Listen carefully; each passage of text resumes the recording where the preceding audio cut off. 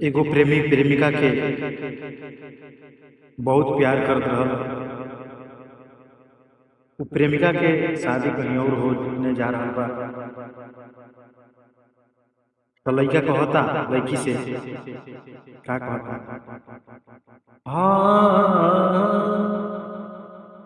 हज करे लगलू सदिया,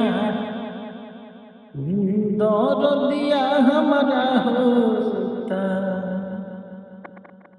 हज करे लगलू सदिया, दरदिया हमरा होता।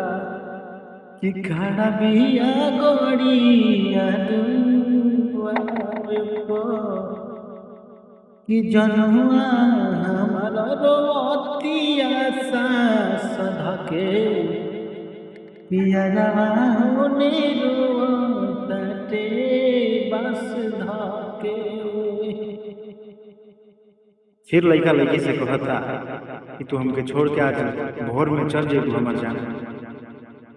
का कहता, आहोते भोरा हरिया, निकली ताहर डोलिया।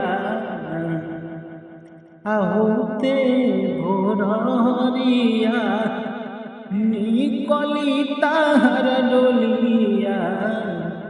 कि होई जइबू दुजिया के चान हो।